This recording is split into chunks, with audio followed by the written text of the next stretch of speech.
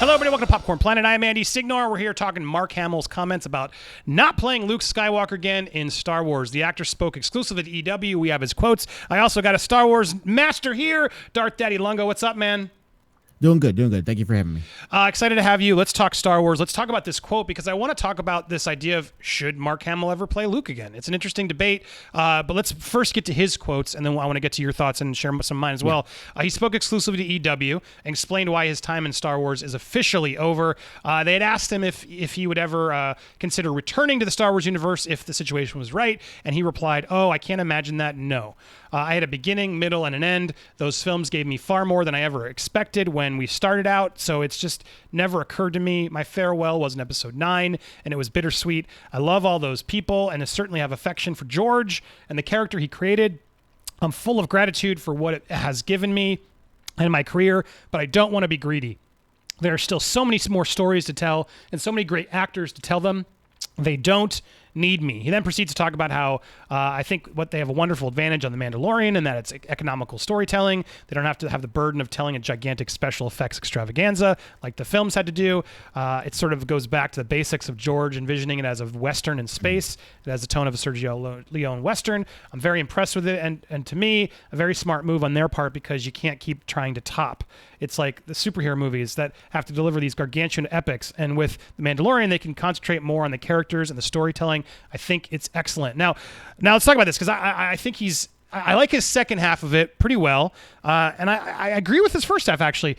What I'm sad about is I don't feel like we really ever got a proper ending to Luke Skywalker, and I think there's also a big area there where we didn't really get to see him at his powers, like what happens. It sort of glossed through it in episode 9, particularly. Episode 8, obviously not my favorite, but episode 9 almost was even worse because it just tried to like tie a bow on it and say, oh no, it's all good. See, we reversed it.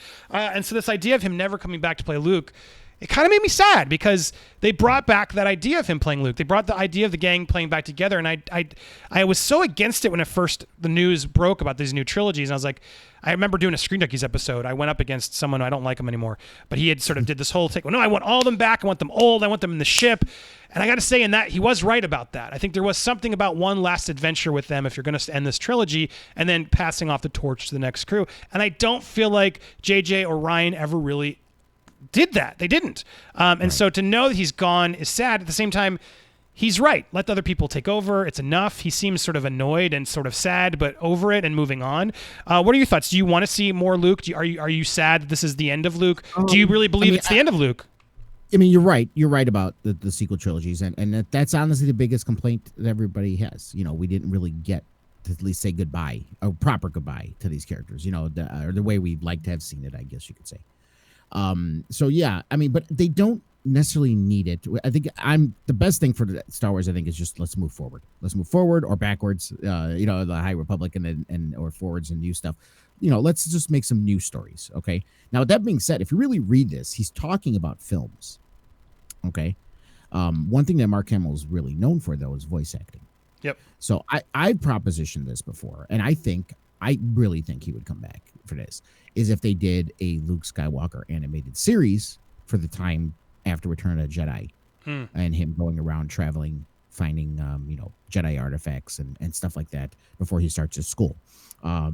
I think I guarantee you this man is bullshit. He'll be on board. If they come up with him an animated series for Luke Skywalker and he's voice acting, which he loves doing, he'll do it. I really think he'll do that. Have you seen the, hold on, I'm looking it up. That's why you can't see me. Hold on. Have you seen the images of Sebastian Stan looking? Dude, he's like perfect. It's like, that's the other thing here. I have it up. It's like wild to me how close they look alike as a young Mark Hamill. Sebastian Stan actually does. So there's a part of me. It's like when you say that, I'm like, yeah, that'd be really cool. But I'd rather see it live action, to be honest. Now we have Disney Plus. They have these opportunities. Like it would be kind of cool. And look, it is what it is. But to have Sebastian Stan sort of show up or someone like that, he's a good actor. I don't know. I would be okay with that. That'd be interesting. At the same time, I'm with you though. It's like the more I say that, the fan of me says that, right? But then I'm like, we got to move on. And if you want to go back and look at that 10, 20 years from now, when we really try to tap the well again and remind people, because that's the nice thing about sort of, you know, these redoing things from the original trilogies. Like you do want to keep reminding generations about where it came from or characters from it and keep that thing alive. I understand that. You got to tap it, but we've been tapping it so much, so often and too much where it's starting to, bleed too, what's that word? It's bleeding out too much where it's just like, all right, I'm bored of it. I'm enough of it. We got it. You've done so much surgery on this original trilogy that and sort of extended it past its life that like if they are really killed, they're beating that dead horse. So it's like you gotta find new ways to move forward. And I thought The Mandalorian was so great in that, where it's like, all right, well, we're gonna go in this pocket of the world that but we're gonna create some new side characters that you don't know, based off of characters you liked, a version of Boba Fett, a version of Yoda, and then sort of creating new versions and characters of a world. To me, that was amazing because this is a damn galaxy. It's huge. There's so many places and stories you go. Every time we keep running into somebody we already know, it almost feels like forced. We're just like, what? Well, how? It's a mixed bag for me because the fan of me is like, yeah, I really want to see that Luke in his prime, him doing stuff. I'd also love to see Vader in his prime. Like, there are things like that I could see, and that's why we reported actually yesterday about Disney Plus wanting to do more standalone films. And to me, that's how you would do it. Enough of these series. It's too much story to try and tap, make it all connect. But if you have one like smaller but still epic adventure with some really great sequences, but character, as Mark's saying, to do like a young Luke movie to sort of show us a period before then, starring Sebastian Stan even as a thing, I could be down for that as sort of a one-off movie. I wish they would do more one-off movies in these stories. But at the same time, I applaud Mark for sort of, reading the room and realizing like, as he says, it's just like it's over. It's had a beginning, middle, and end. Even though I don't think he had a good middle and end, he did. They gave him one technically. What do you think of his end? I wasn't happy with it at all.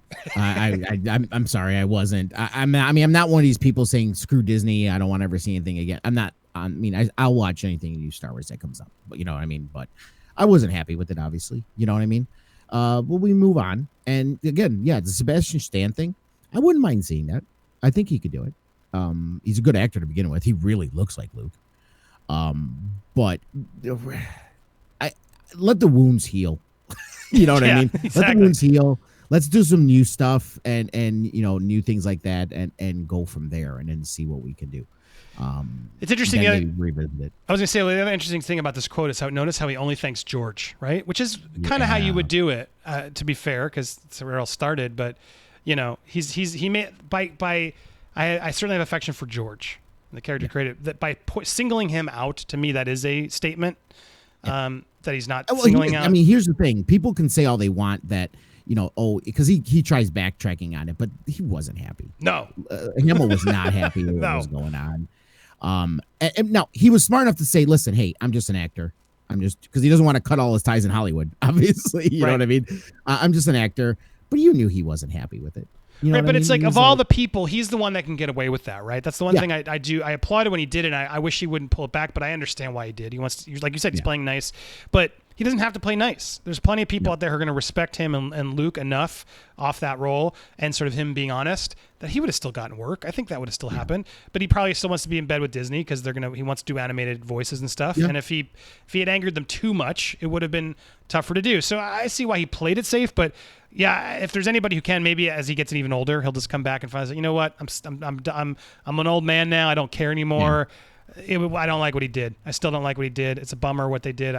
We had that opportunity to come back one last time and really hit out of the park, and that was not my vision. I mean, he sort of already said it, really, I guess, is to be fair, and then he backtracked. But he's right. He was right. I still believe he's right. I think I understand the defense of saying, well, no, Jedi can still be defeated and not given everything that happened in the Clone Wars, etc. I understand why they wanted to put their sabers down and not resort to it. Yeah, I get it, but I don't know. I don't feel like he should have just turned his back the way he did on everything. It was too drastic, and then such a drastic front forward of, oh no, I was wrong. It was just like so overly raw and weak. It was just weak. It was weak writing, and I honestly to wrap this up, I really do give more fault to JJ, because yes, Rian Johnson did it wrong. I'm not denying it, but I think you could have salvaged it better. And I think Colin Trevorrow did. The Duel of Fate script to me handled the next chapter better by not just trying to rewrite and just ignore part 2, but trying to use parts of 2 to episode 8 to make episode 9 better. And that's where it failed, because then at least there would have been one bad movie in the trilogy versus 3, right? We would have said, well, yeah, two had some big mistakes, but man, 3 really lifted up from them. I can't say that about Rise. I don't think he did anything. All he did was ignored it, retconned it, and then it just makes me took almost his treatment for 2 movies and made him into 1. Yes. Which is what he, if he had done the trilogy, honestly, it might have been better. I'll be honest. It might have been better because he would have spaced it out, but he didn't. And so the fact that he had to live with that and then just chose to just rewrite it, it's frustrating. Final thoughts. So overall, are you only want him back if he's a voice? You're good. No more Force Ghost. I don't else. need to see live action. Not Hamill, at least. There's no reason to bring him back live action and let him move on. Let him do things he likes doing. Yeah, I agree, and I think we got to applaud him for seeing it and acknowledging it. So good on him. Bravo, Mark. What do you guys think? Leave your comments down below. Thanks, Darth Daddy Lunga. Where can people find you? Plug your channel. On YouTube, it's the Great Council. You could like the little logo up there. Just search Great Council, and I'm also on Twitch at Darth Daddy Lunga on Twitch. Love it. Thank you for joining the stream. Thank you guys so much for watching. You can follow me down here. We'll be live tonight, 9 p.m. as always. So join us for Change Our Minds and lots more in store. So be sure to hit that subscribe. Thanks for watching, everybody. See you soon. Bye. Oh, check out my Star Wars exclusive. What the hell, guys? YouTube screwed it up, but go watch it. We have a Boba Fett exclusive and more coming this week. So stay tuned. Thanks to everybody for watching. Stay tuned. Bye-bye.